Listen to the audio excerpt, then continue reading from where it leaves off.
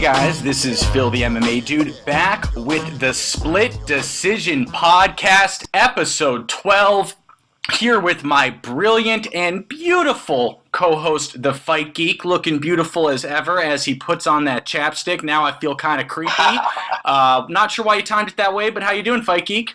Doing good, man. Chap lips. It's cold out here, so... Hey, you're telling me. I live in Chicago, so don't you give me that. But lots to talk about in MMA. Glad to be here. Yeah. Okay, so just to break down a quick agenda for what we've got planned today. First, a UFC Fortaleza Recap. What a card that was. A lot to discuss coming off of that one. Then we're going to look ahead to the UFC 234 preview. And then, my friends, we're going to move on to my favorite segment, the listener questions. Now, Fight Geek, I know I say this every time, but I am being serious, okay? I'm being serious, so I'm slamming on my desk. These were the best ones yet. That's what I think. What do you think? Absolutely. They're getting a lot more variety as well. They're getting better. So thanks to everybody yet again for caring about the podcast and giving us questions and content for the show. So we appreciate it. We're going to get to as many of those as we can. Yep, absolutely well said. Now, here is my actual evidence that these are the best listener questions yet. As you guys know, I like to start off the show by asking Fight Geek a question, and the truth is, Mary Voles Cummins' question was so awesome that I have to ask it to Fight Geek to start off the show. So this is Mary Voles Cummins at Mary Voles1. She said, based on TJ's loss to Henry at 125 and Marlon's phenomenal win over the weekend, what do you think happens next in the bantamweight division? Does TJ go back down to fight Cejudo? Does Cejudo come to challenge TJ? Or does TJ do what a champ should do and defend against Marlon? Go. Well, there's always two answers to these questions, and yeah, it is a great question. What I think will happen and what I think should happen. What I think will happen is I do think TJ will fight Henry next, even though that's not what I want to happen and I don't think should happen. I think at this point, it's clear Marlon Moraes needs to fight for the 135-pound belt. To really solidify that division, you could have a really exciting new champion in Moraes, or you can have the champion solidifying himself as here to stay in TJ. So that fight makes a lot of sense now. And if they're going to keep Henry's division, then I think a fight with Benavidez, who beat him not too long ago, actually, makes a lot of sense as well. And then if they both win those fights, I could see them circling back around for that rivalry with Henry and TJ. But if Marlon takes the belt off TJ, that everything can go in a different direction. So what I think will happen, to answer the question, is I think TJ and Henry will fight at 135. What I think should happen is they should go back to their respective divisions and defend. What do you think? Yeah, extremely well said. Very hard to disagree with much of that. I think that what is going to happen, like Fight Geek just said, really the same thing. I feel the same way. I think they're going to make Cejudo versus TJ2 at bantamweight next, even though I really, really strongly do not want that. I think that Henry has bought, at the very least, the featherweight title, the flyweight title some time. And, absolutely. I mean, right? I think at this point, Henry's turned it, sorry to interrupt you, but at this point, Henry's actually turned himself into an interesting character in the UFC, and people obviously respect him as a fighter. He's a top 10 fighter for sure, pound for pound on the roster. So I think what he's done, even though DJ was amazing, I actually think Henry Cejudo, with his Olympic background and his kind of quirky personality, I think he's actually more interesting than DJ. He's not a better fighter in my opinion, but I think he's actually a little more interesting and has bought that division time, if I'm being honest. Yep, I completely agree. I think that it should be Henry Cejudo versus Joseph Benavidez 2 for the flyweight belt next, while you do TJ versus Marlon. For the record, I thought Joseph Benavidez lost that first fight against Cejudo. I remember it. So yeah, it was very close. And another point I want to make, it's like we need to stop doing what's only right for the champions. What is right for Joseph Benavidez and what is right for Marlon Moraes is for these guys to get a chance to fight for the title. They're both very deserving. It's not always about the A side, and I think that's the problem with this era, is it's strictly A side. They don't think about anything outside of, who the main pay-per-view draw is. And I understand the business side of it, but guys like Benavidez and guys like Moraes have proven that they deserve a shot. Guys like Tony Ferguson and guys like Dustin Poirier, these guys need title shots. It's getting horrible to watch these fights that aren't the number one contenders fighting for the belt, in my opinion. Yeah. A little frustrating, honestly. I completely agree. I mean, that's obviously, we could talk about that for ages, but we will touch on 2019 and the title shots and how they've been treating them a little bit later in the show. What I really wanted to segue into quickly on that note is the main event of UFC Fortaleza. Obviously, Marlon Moraes winning via submission over Rafael Assunção in the first round. What did you think of the performance, Fight Geek? Super clean. I mean, it was everything you'd want to see from a surging number one contender. He's been stopping guys. He's stopping guys, who don't get stopped normally. Assunção, sorry, stumbled there. But I don't think he's ever been finished in his career, let alone submitted in the first round. So he's ascending. I thought the performance was awesome. I think he's a great fighter who's a champion from another division or another organization. So everything going for this guy to fight for the title. I think, he comes from a great team and has shown nothing but championship potential since he's been in the UFC. Yeah, absolutely. Why do people people keep saying that Rafael Assunção's never been stopped. Are you sure that's true? I keep hearing it today. I'm not positive that's true, but... You're not the first one to say it, though, so it might be true, but now I have to look it up because I really thought that it's not accurate. But it certainly hasn't happened in a while. Okay, he got knocked out by Eric Koch at UFC 128 in March 19th, 2011, and he was submitted by Uriah Faber at WEC 46. The only reason I even bring that up... He hasn't been stopped in 6-7 years. Exactly. And you're not the first one to say that today, so that's why I had to look it up. Yeah, I actually heard it on one of the shows earlier, so... Yeah, I've heard it as well. But thanks for calling me out on it, Phil. Sorry. I know, I'm sorry. It's because I kept hearing it, so I was like, that must... My credibility bar just keeps going down. Okay, whatever. You know what? Whatever. All right. You can. Okay. Have we covered enough on that fight? Do we want to move on? Yeah, I think Marlon Moraes with a picture-perfect performance, a stoppage over another top contender, really solidifies him as the number one guy. I think at this point, all the real fight fans are drooling to see him fight TJ, right? Yep, absolutely. I certainly want him to fight TJ next. And that fight is amazing. And the stakes are so high with TJ coming off a loss. I mean, the stakes are so high there. They just have to make it. It's so amazing. Yeah. So, now that Marlon only has one fight left on his contract, they have to renegotiate, meaning they probably won't make it, knowing Dana. He likes to ruin everything. But moving on, hopefully we're wrong. That's the fight to make. Okay, Jose Aldo defeats Renato Moicano in the second round via TKO punches. I got this one wrong. I believe you got this one right. So, F you, Fight Geek. Yeah, well... I mean, people act like Aldo's 45 years old. It's ridiculous. Oh, so he's retiring at the end of the year. The only guy he's lost to, the only guys he's lost to are like the elitist of the elite fighters in their primes. It's like ridiculous that people knock him down. I mean, if you look at outside of those fights, he's beaten Frankie Edgar, Jeremy Stevenson, and Jeremy Stevens, and now Renato Moicano. Those are three great fighters to still be fighting and finishing. So, I mean, I think people we view everything in a vacuum, and we're just prisoners of the moment all the time. And, it's the last fight determining everything for everyone. Jose Aldo's 32 years old. He's one of the greatest champions of all time. His skill level, his fight IQ, his tool bag. I mean, the guy, what more do people want from this guy? He's 28-4. No, I completely agree. If you don't go 35-0, people think you're a bum now. It's like these new fans don't know what they're watching, apparently. And whoever the Bleacher Report writer is that wrote that smear campaign of Aldo, it's like, everybody stop reading and listening to Bleacher Report. If you like MMA, just blow those guys off. Oh, okay. All right. Bleacher Report. Oh, sorry, I'm really going now. Bleacher Report, we're available for ad space. We are available. Please don't shut us down. I think that guy's like a spring training baseball writer, and he just decided to do an Aldo piece or something. Okay, all right. Moving on. What is this the episode where you're a little too tipsy? Because we've had plenty where I'm too tipsy.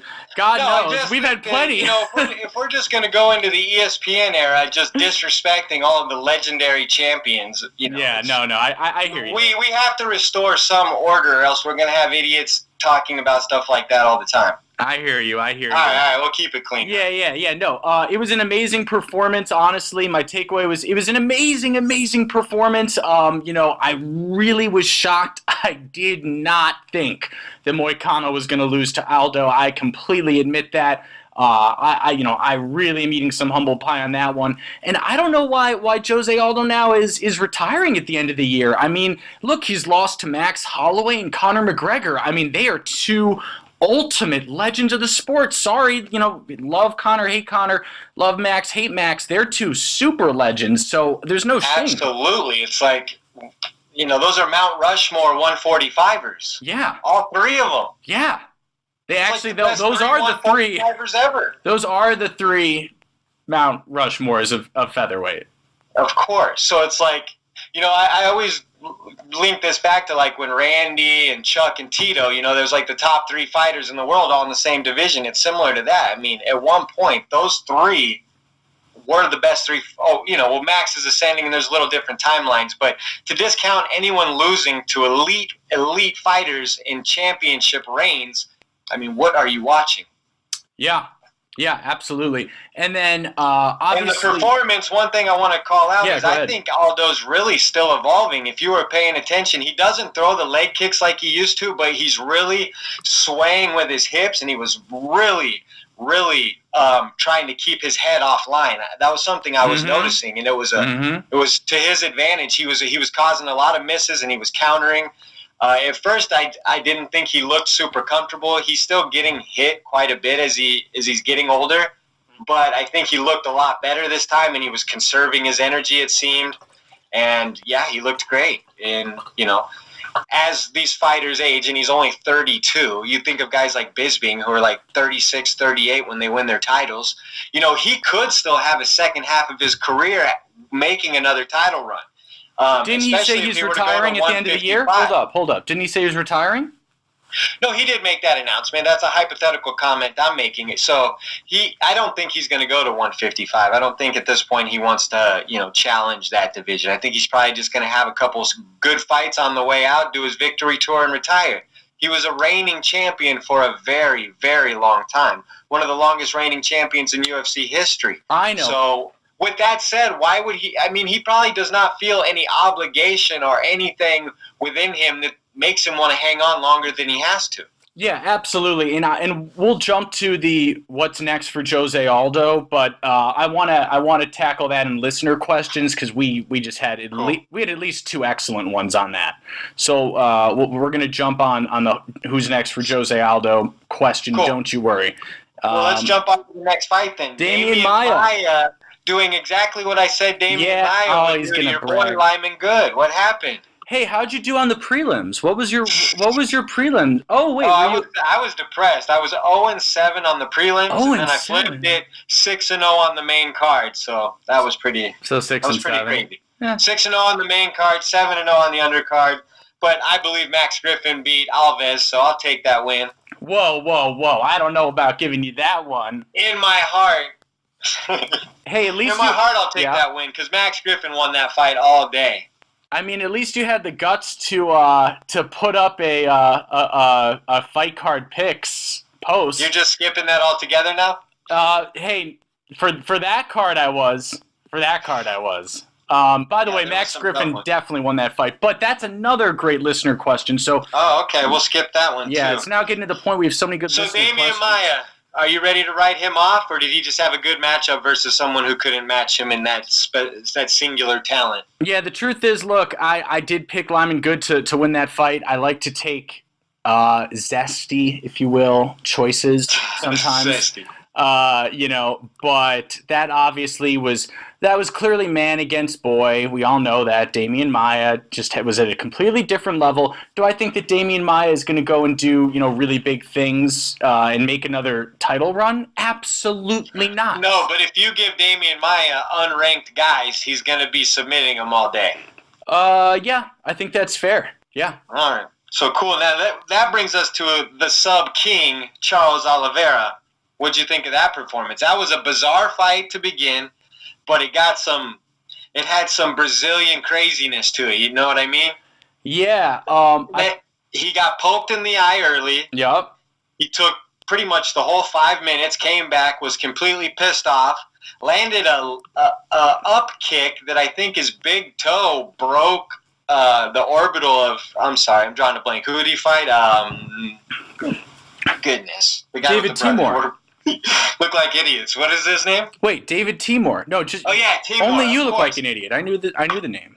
All right. I'm just drawing a blank. But anyway, so he threw that up kick and it hit Timur in the eye, and he started really getting bothered, and then from there he was able to really press the pace once his vision was messed up. And yeah, Oliveira, man, the guy's not even ranked in the top 15 of the lightweight division, which is just absurd to me. He's an amazing fighter who we've seen forever. He's been in the 2 best divisions in the UFC. He routinely beats good fighters. The only time he really loses is when he fights someone truly elite or something fluky happens, like his collarbone breaks.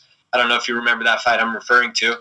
I do. Do you remember? Yeah, I mean, Charles Oliveira, in my opinion, probably the most underrated fighter on the whole roster. Great young fighter. Did you see my tweet right after the fight on my Sure, yeah, I saw it. Yeah. Of course you did. Yeah. Whatever you say, bro. We know you got me muted. We know you got me muted. It's alright. Well, did you stop talking about John yet? Oh, just relax. Relax. Okay. I said that Charles Oliveira reminds me of a creepier version of Tony Ferguson. Actually, I did see that, but I thought you were talking about some kind of. No, you didn't. No, you got me muted. What are you talking about, bro? You know you got me muted. You didn't see that? No, I did see the creepy Tony Ferguson post, and that was hilarious. Isn't it true? He's like a creepy. He's a creepy looking dude for sure. He's done the impossible. He's become creepier than Tony Ferguson. Yeah, and he's just the guy. What does he have? 18 submission wins in the UFC or something like that. It's insane. Oh yeah. Okay. All right. So what do you do next moving with on. Charles Oliveira? What do you think? Give me a name. What do I think about who does he fight next? Yeah, he's got to go somewhere. He should get into the top 15 with the last 2 submission victories he's had. All right, ready? I'm going to throw it. And you're asking me this out of the blue, and honestly, I wasn't ready, but I still... On the fly, let's go. I've got a good idea, and I want your thoughts. The winner of Felder Vic. It's a good matchup for him, for sure. I'll take that. Or the loser, or is it the loser? Gets Alex Hernandez. Should it be the... Oh. Alex Hernandez? Yeah, I just want to see him fight again soon. I want to see how he rebounds. But anyways... I mean, I think he took a little damage, but okay, yeah. Yeah, right. All right, moving on. So, Charles Oliveira. Johnny Walker! Oh, Johnny Walker, this guy.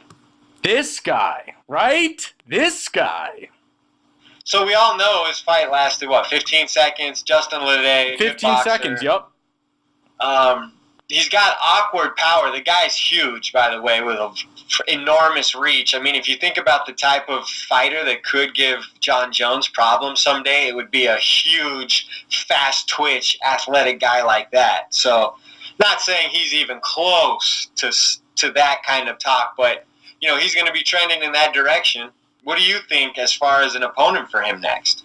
I've got one in mind, so funny you should ask. I think that you should absolutely make Johnny Walker versus number 15, Nikita Krylov. What do you think? Okay, who do you think you should fight? What, Shogun, who's number 13? No, I think you continue to build his name, and you give him someone he can look good against. Give him a ranked fighter. Give him it's light heavyweight. Give him a ranked fighter. Saki. Gogan Saki, wait a second. Think of that. Yeah, Saki has a big Roundtree. Plus he's a striker. Roundtree defeated Saki. He destroyed. I mean, I know this is MMA math, ha ha ha ha ha. But come on, man, Gohan Saki. No, you don't see that at all? That's a Saki horrible versus Walker? step back. That's a horrible step back. Well, it's not a step back. It's just a big name to fight that's a winnable fight for him to look good. If he gets a knockout win over Gokhan Saki, his profile will elevate quite a bit. The guys he's knocking out right now, while great knockouts, they're not huge names, so we don't really know how good he is yet. What if he wins? What if he beats the number 15? Is that not big enough? Now he's ranked. I think Krylov would more than likely beat him at this point. Oh, I don't know about that. Well, Krylov is good, and he's a lot more experienced, and, I think that would be a very difficult fight for him and hard for him to look good in that fight. And if you're gonna waste the star getting him beat by the number 15 guy, I think you still continue to build him. Dude, he just smoked Roundtree, who smoked Gohan Saki, who you're so high on. And I'm not so high on him. He just has a big name, and he's a striker. So Walker would have a chance to look good. And then Justin... You get my thinking here, right? Yeah, I do. But, Justin Ledette's, he's not, a total joke, and he... No, he's a good boxer, too. And but he these destroyed fights him. are all set up for Walker to look good in. They're striking matches. What are you going to put him against a submission guy or a wrestler? He's gonna. We haven't seen any of that yet from him. Anyways, yeah, I guess you're right. He probably deserves a top 15 guy, but I'd try and build him a little bit more. We just got introduced to this guy 4 months ago? I know, but he's and they're talking about a title. Well, heavyweight's it's like Volkan shallow, bro. Oezdemir or something which that might be a good fight for him too. Volkan versus Johnny Walker. That's a big jump up ranking. Wait a second. He's not ready for Nikita Krylov, but he can fight Volkan? Oh, well, you want him to jump into the top 15. So I'm just saying, if they're going to risk his star, why not risk it versus someone else who can get a rub? I think. Well, Volkan, Volkan would destroy him right now. We know that. Well, Volkan knocked him out. That'd be a good win on Volkan's record. Well, that would truly be. Yeah, but okay, we're we're getting all over the place. There's a difference between Volkan Oezdemir and Nikita Krylov, though. You get what I'm saying? Yeah, but Volkan was a very fast riser, got to the title too quickly and got completely outclassed, and now is reeling to get back his spot. That's what I'm talking about with Walker. People are already talking about getting him on a title run. We've just known him for 2 fights. Let the guy build. Yeah. Or else, in 4 fights he's going to be at a title shot. John Jones is going to destroy him.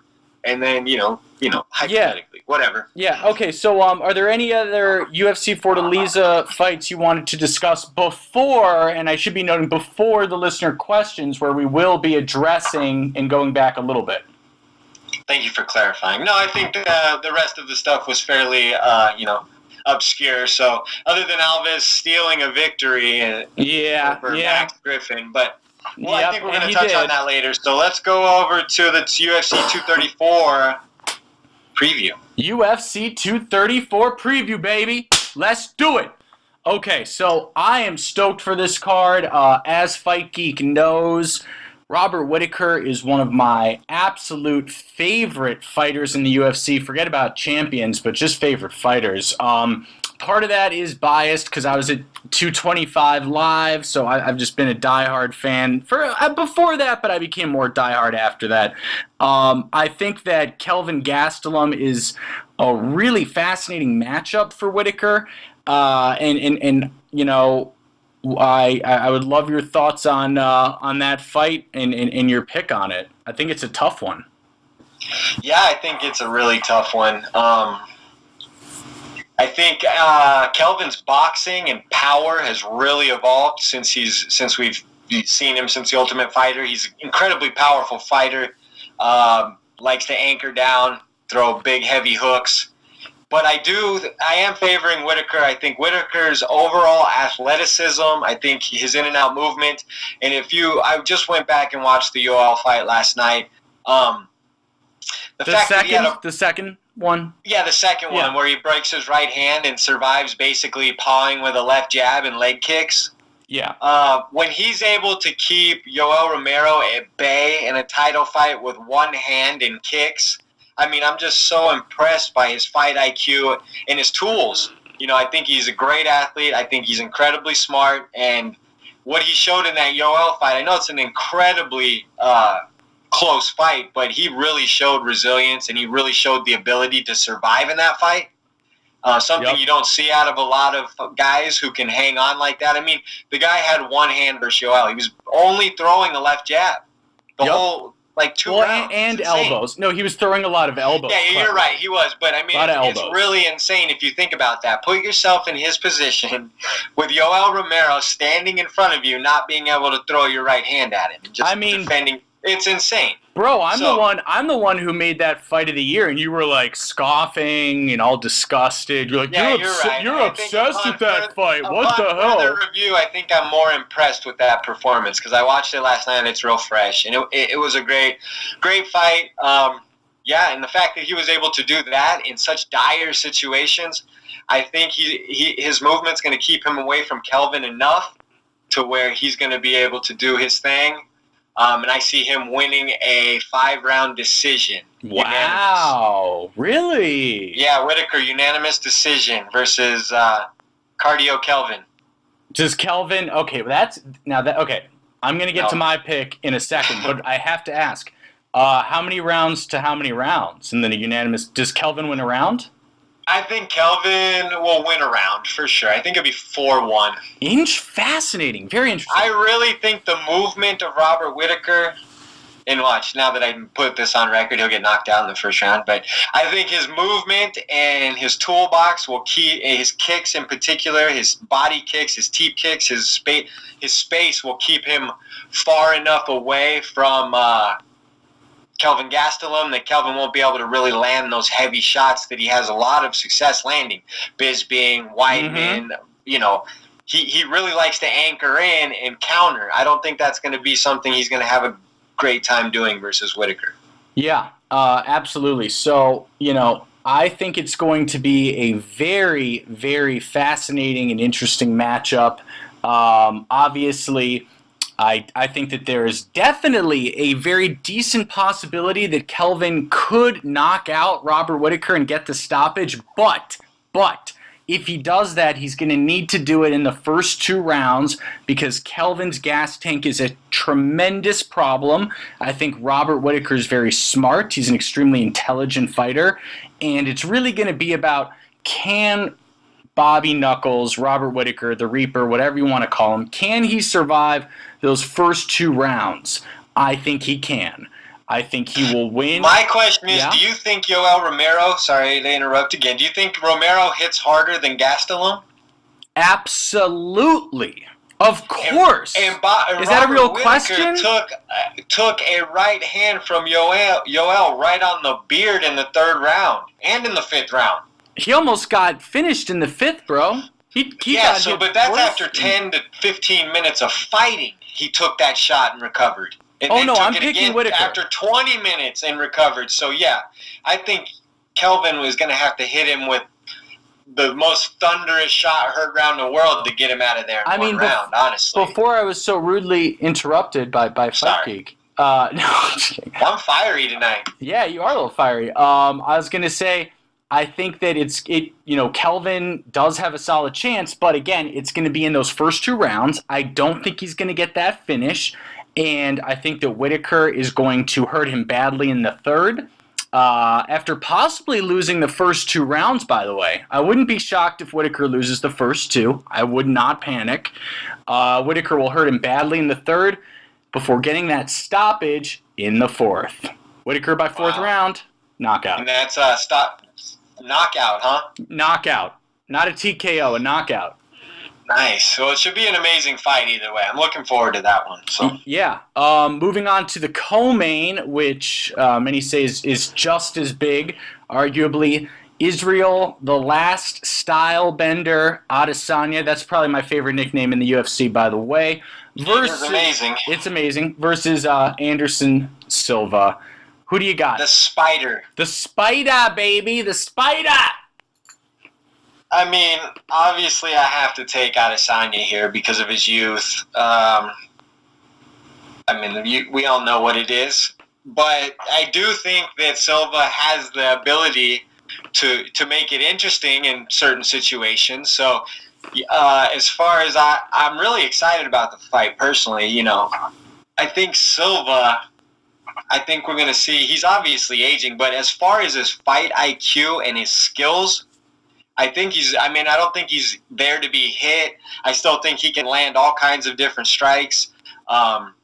We've never really seen Adesanya on the ground at all. So, I mean, is there a situation where Anderson Silva could be on the ground and wrap something up and submit him? I mean, I think there are some interesting scenarios here, but Izzy is on the rise, incredibly gifted striker and athlete. I think he'll probably be able to keep enough distance and avoid enough of Anderson's offense to get Anderson into maybe, late second round, early third round where he's a little winded and then start landing a little heavier. So I'm going to say third round TKO, Israel Adesanya. Even though it hurts me to say that. But Anderson Silva's game, he has every trick of the trade in his toolbox. And if he could get it to the ground and somehow try to wrap him up, I think that could be real interesting. And I have to ask you this before I name my pick. Does the winner get the Whittaker-Gastelum winner? Why not? I think so. If it's Adesanya and if he knocks out Anderson Silva, and you can put that on a highlight reel going into a title shot, I think that's an easy play. Anderson, I think it's a little tougher play. If it's just, him knocking off a prospect who's 3-0 in the UFC. Hey, Israel is more than just a prospect, though, right? No, I know, but like I said earlier, we're such creatures of the moment that if Anderson or if Israel wins, he's the most amazing thing ever, and if he loses, he wasn't ready, and blah blah blah. You know how it'll be. Yeah. No, I hear you. So I've got a similar prediction to yours. I see Stylebender winning this via TKO in the second. I think he's going to be just a little hesitant in the first, perhaps giving Anderson a little too much respect. But after trading, after a few trades, perhaps up close in the pocket, he's just going to realize that more than anything else, Anderson just can't keep up speed-wise. That's going to really be the difference, I think, is the speed. And I see Israel Adesanya getting that second round stoppage, and I think he will go on to fight the winner of the main event of Robert Whittaker versus Kelvin Gastelum. I think that division is shaping up nicely. Yep. I like all that. So, there's slim pickings throughout the rest of the card, honestly. Well, you really wanted to talk about the third fight. Ricky Simon. I think that fight's very interesing. Guys, he was very excited. Very underrated guy. Guys, listen. 11-3-1 versus Ricky Simon. 14-1. Wait, let me give the viewers a little background. Fight Geek I don't usually reveal the background of the pre-fight show. Fight Geek was very excited to discuss Ricky Simon versus Ronnie Yahya. I said, oh, okay, yeah, we can talk about that. But he's very, very excited about the fight. So, I think it's an under-the-radar fight. Yeah, take it away, bro. Take it away. Ronnie Yahya is 11-3-1 in the UFC. I just think he's incredibly underrated. He's a dangerous submission guy. And Ricky Simon's an up-and-coming prospect who had that controversial win versus, what's the guy's name from Matt Serra's Cat? Marab? Hang on. Skidishvili or something. Wait, I know this. But Marab Devashvili at UFC Fight Night, Barboza versus Lee. The technical submission guillotine choke at 5 minutes of the third. Right, exactly. So he's an up-and-comer. He's had a lot of steam. I think he was an LFA champion. I could be Yeah, I think he was as well. I can confirm that I believe he was, yeah. Okay, so Ricky Simon is an up-and-comer who they're trying to build, but they're matching him up in a guy in Ronnie Yahya who's 11-3-1 in the UFC, which I find to be incredible. That, we all know his name. He's been on the undercard, 20 times, so we know who he is, but he's very good. So this is a very tricky fight for a young prospect that they're trying to bring along.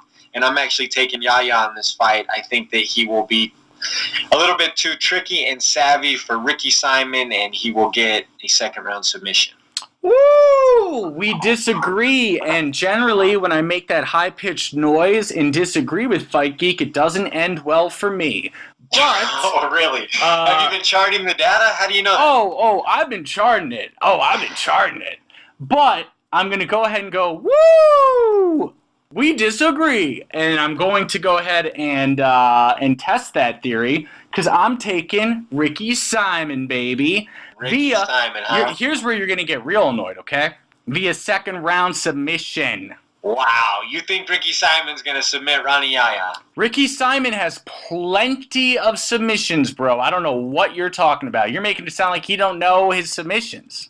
Hashtag split podcast. His second to last fight, victory, Divishvili. Yeah, but show. That wasn't even a true submission. That was a technical submission. Anyways, semantics. I'm going to call out some other ones. Another one I'm interested in hearing your opinion on is Sam Alvey versus Jim Crute. Oh, yeah, man. You ever heard of any of those guys? See, this is what do you see what I'm dealing with every day, guys? Like, do you see how condescending he is? He's so condescending, right?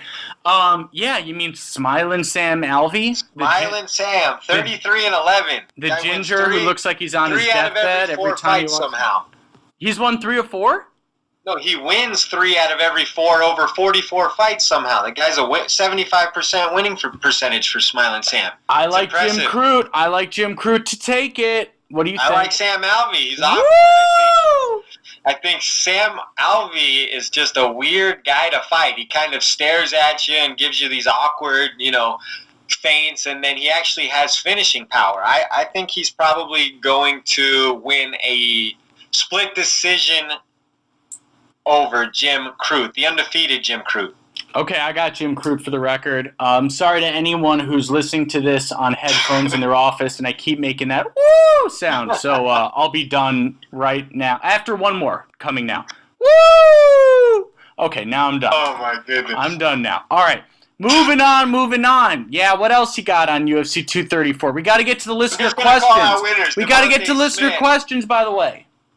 I'm looking forward to Lando Venata bouncing back. He's fighting a guy who isn't quite the same echelon of his prior opponents. I'm looking for groovy Lando to land a big highlight reel knockout this weekend. Against Marcos Rosa? I think Marcos is going down. By the way, apologies if that pronunciation is off. That is my legitimate guess. If anyone's ever wondering if my pronunciations, no, I'm not trying to be funny. That is my best guess. Sometimes it's right, sometimes it ain't. I'm guessing that's how you pronounce it.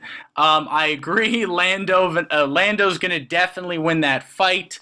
I think it's going to be via stoppage in the third, but very hard to see Lando losing that fight. Right. Others to watch: Kai Kara France, Devontae Smith, and Austin Arnett. All 3 prospects I'm looking forward to watching.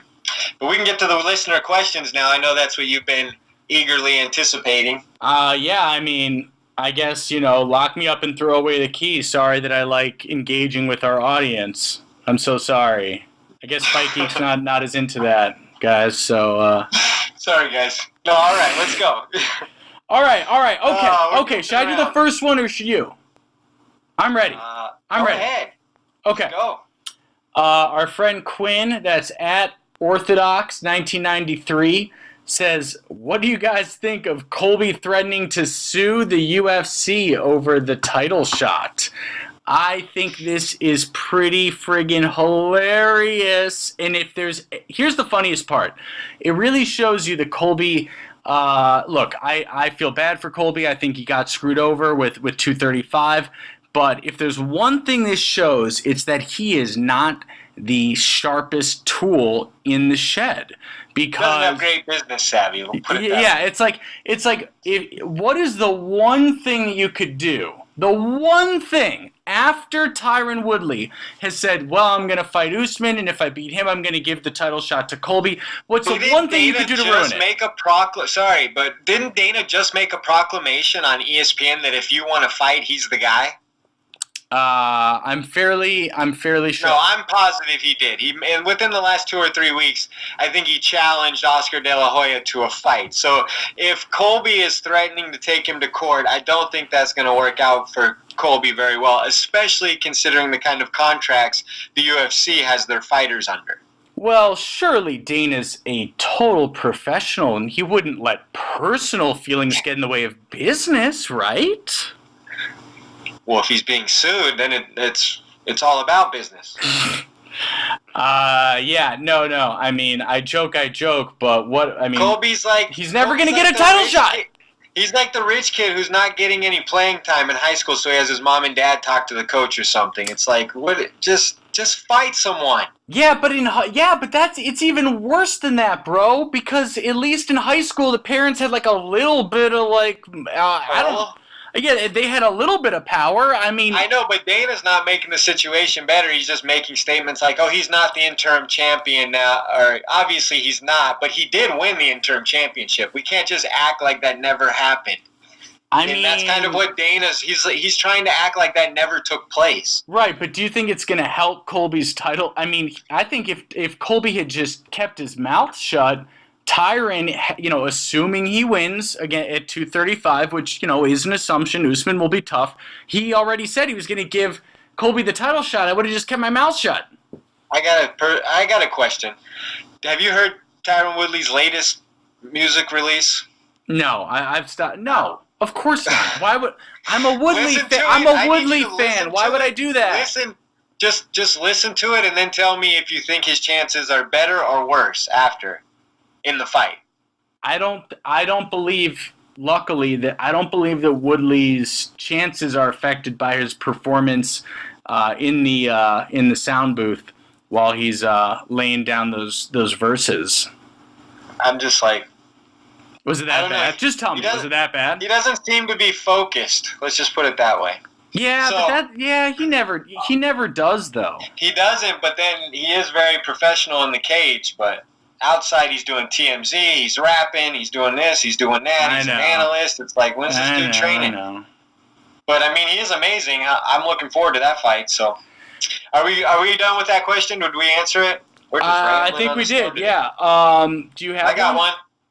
So, at Handsome Man MMA, at Stevie Fisher 551, Handsome Man MMA, he says, do you guys think we'll see less Americans go to Brazil because of the horrid decisions they continually give out? After last week, Max Griffin said he would never fight there again, and I'm sure a lot of fighters feel worried that if they let it go to the decision, they'll get screwed.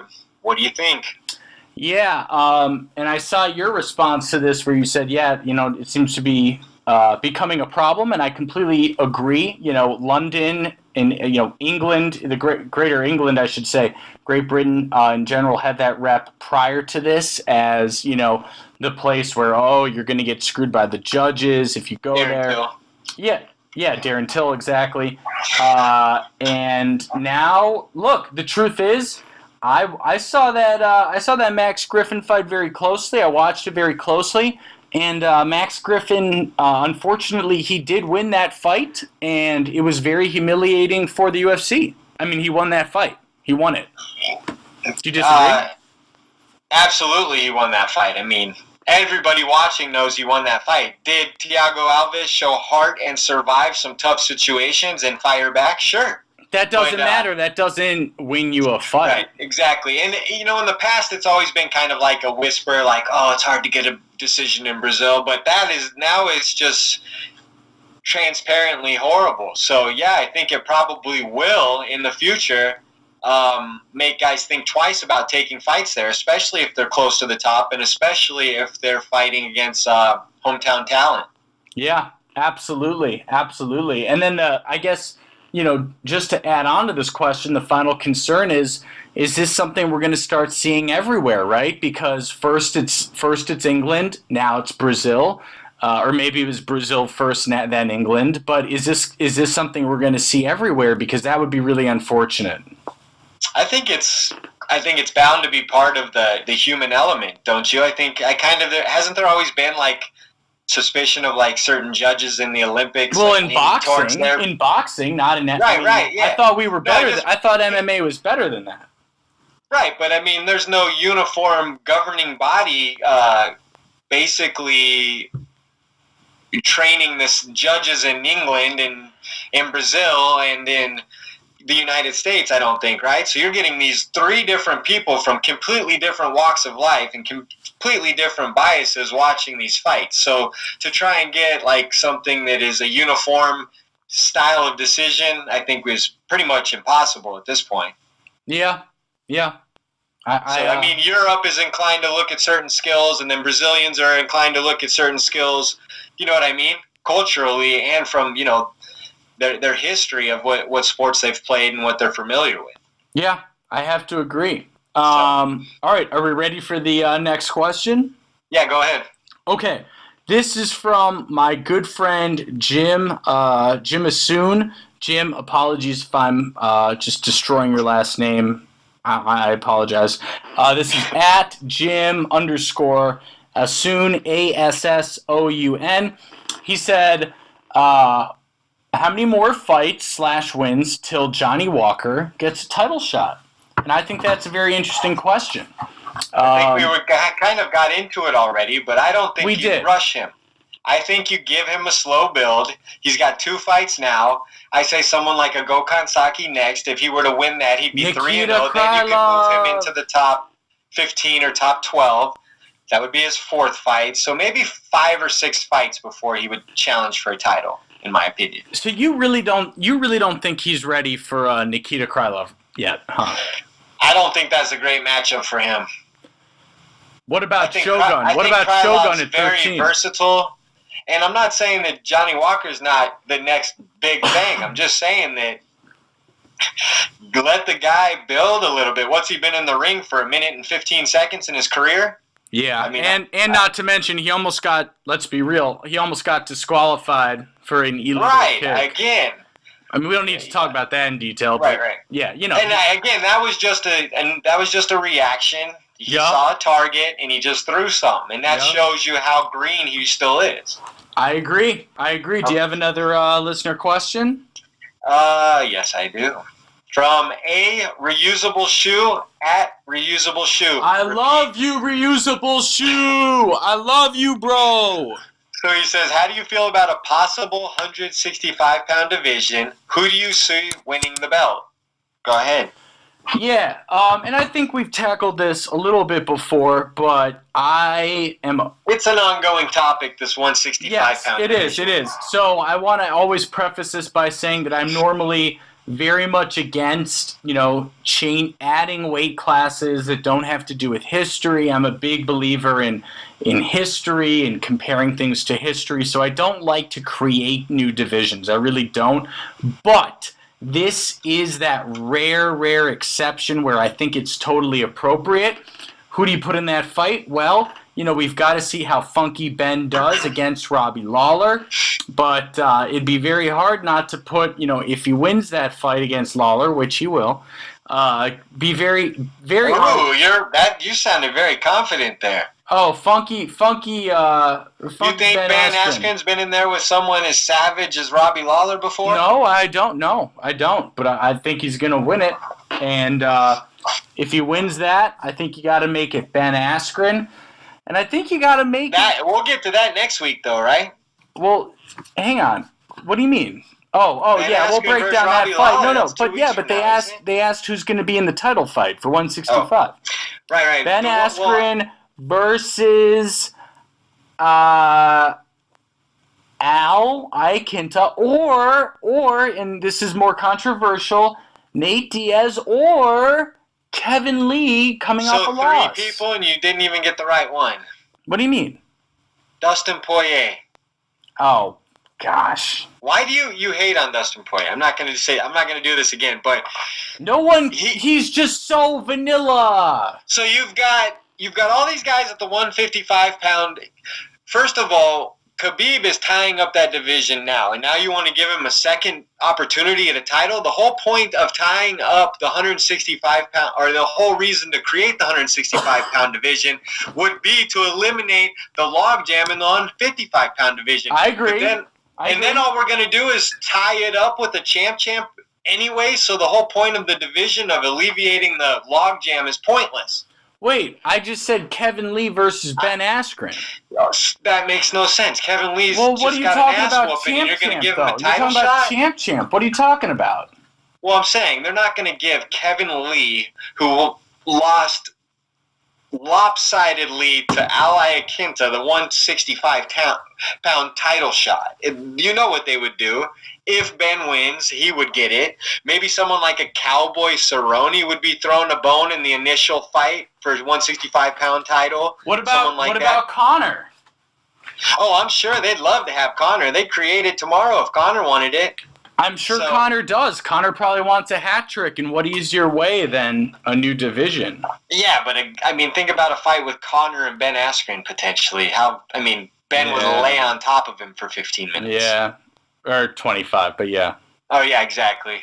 So, I don't know if that's, again, and Conor's the type of fighter who doesn't fight actively and log jams a division. So why would you want to give him the initial title shot? So Conor would get the 165-pound belt, hypothetically, and then immediately turn around and be like, I want to fight Woodley. I want to fight Khabib again, and then tie up two divisions immediately after creating a new division. Do you get what I'm saying here?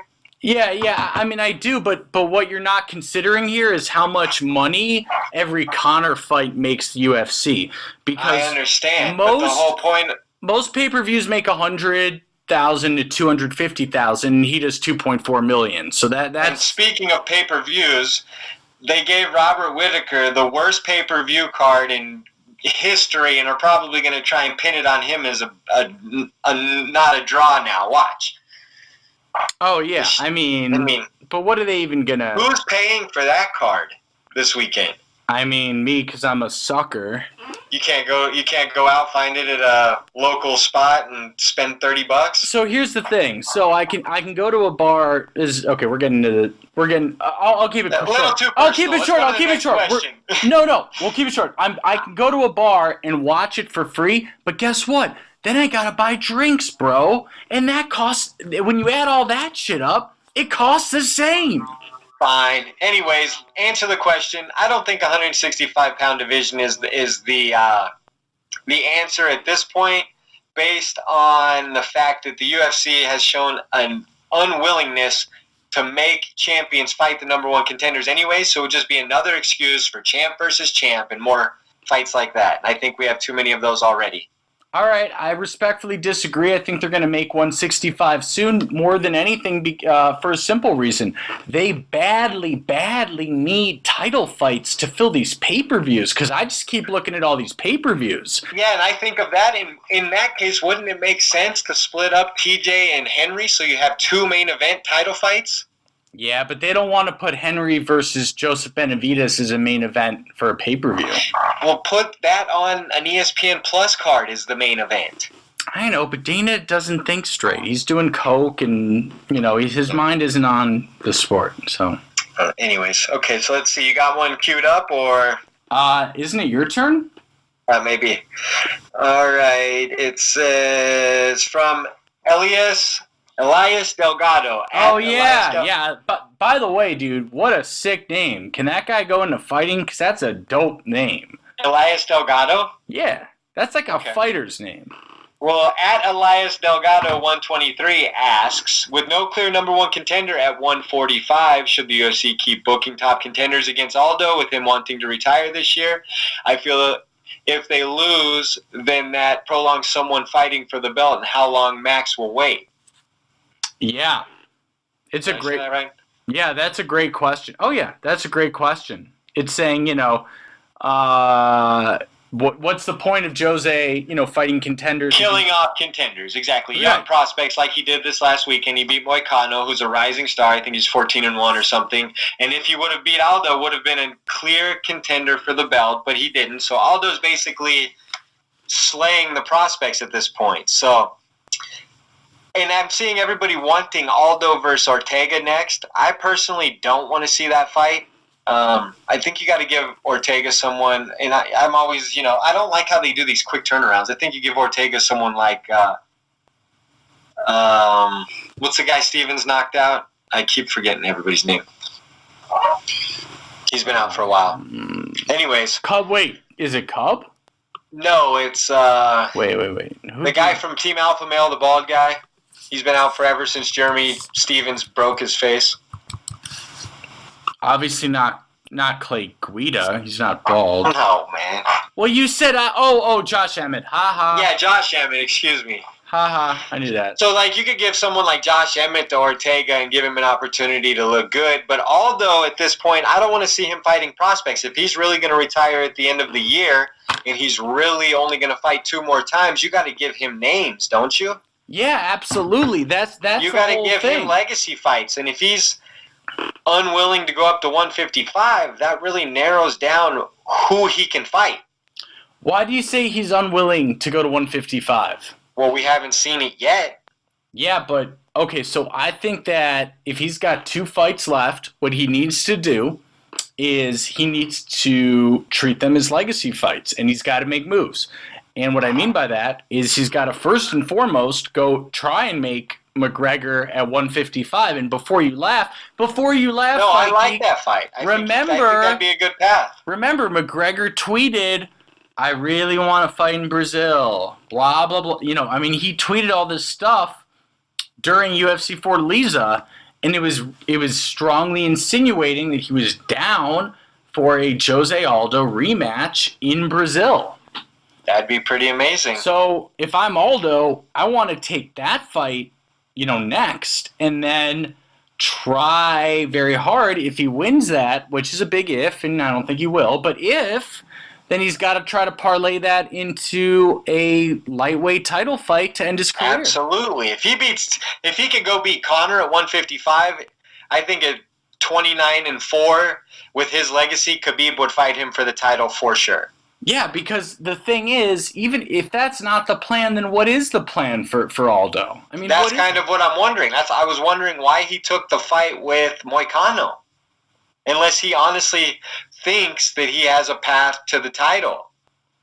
And no one wants to see him versus Holloway 3, by the way, because, look, there's nothing else. Styles make fights, and that matchup is bad for him. Yeah, he's got no chance. He's got literally no chance. So, I mean, did you see what Max just did Brian Ortega? I'm not sure who has a chance against Max. That's why it's not that Aldo is not something. It's just that Max Holloway is that something right now. Yep. So people think that because Max beat Aldo's no good. No, what that means is that Max Holloway is amazing. Yep. I completely agree. Okay, all right. So really, really quickly, Ben, this is Ben, at Ben_Schofield99. You think it's crazy the way people look at Aldo as the old guy, yet Tony and Tyron are both older? Okay, so we kind of talked about this. I did just want to give Ben a quick shout out, make sure we address the question. We kind of talked about this, but Ben, to answer your question, I think that a large reason that, everyone's looking at Aldo differently is, first of all, because he announced that he's retiring at the end of the year. Second of all, we've seen that fighters do not age as well when they are smaller weights, right? Someone can be in peak performance at heavyweight when they're 40, see Daniel Cormier, whereas, Jose Aldo is 32, he's on the verge of retirement. So I do think that it's fair, but does it seem a little crazy? Absolutely. It's absolutely crazy, and I put a post out the other day talking about, can we please stop comparing Aldo to Fedor and Anderson Silva in terms of those guys are 42, not 32. This is a big difference. He's much younger than a lot of these guys, and we've touched on this the whole episode. He's 28-4. The only guys he's lost to are the elite of the elite. So, yep. I don't know where the fall off is. His last 3 victories have all been amazing. It's over Frankie Edgar, Jeremy Stevens, and now Renato Moicano. So these are great victories. Even if he wasn't a reigning champion with the laundry list of accomplishments he already has throughout his 20s, his last 3 victories are impressive alone. Yeah. So absolutely. I think people who don't know what they're looking at, and Jose Aldo should, pay the $9.99 for Fight Pass every month and do their homework. That's how I honestly feel about that. Because that's like, if you don't respect and enjoy Jose Aldo, then why are you watching MMA? You know what I mean? And at this point, a he's still little harsh, but yes. I mean, there's plenty of non-Jose Aldo fans who like MMA. Right, I'm not even a diehard Jose Aldo fan. You know, if you're going to start acting like the guy's not one of the greats, then that makes no sense. Sure, absolutely. Do you have anything else? Because he lost a one-shot knockout to Conor, a whole generation of fans will try to disrespect the guy's accomplishments, you know? Well, he did go, and then he lost 2 against Holloway. Again, Max Holloway is in his prime. What's he, 26 years old? Yeah, I agree. Right, and he's an animal. He's one of the best fighters in the world today. Top 3, no doubt. So, I agree. Anyways, lots of great questions today. I think that actually wraps up the questions. You got MMA Stu. Well, MMA Stu sent a very mean-spirited riddle, and I would read it out loud, but it's so long that we would lose every single subscriber without a question. So, MMA Stu, credit to you for the troll move. It was a pretty good one, honestly. But I think he's expecting an answer. I gave it 10 minutes. I couldn't figure out what I was reading. I mean, do you want to... You stumped me, MMA Stu. It's not my thing. Yeah, he's a smart ass. Love you, Stu. You smart Thanks for tuning in and thanks for the question. But yeah, I couldn't figure out what we were talking about. All right, bro. Take us home. All right, as usual, you can always find us on iTunes, Spotify, Soundcloud, YouTube, Stitcher, and Buzzsprout. I'm at The Fight Geek MMA. He's at Phil the MMA Dude. We are at Split_podcast. 4 words is the name, the Split Decision Podcast. Thanks for tuning in. We'll see you next time. Peace.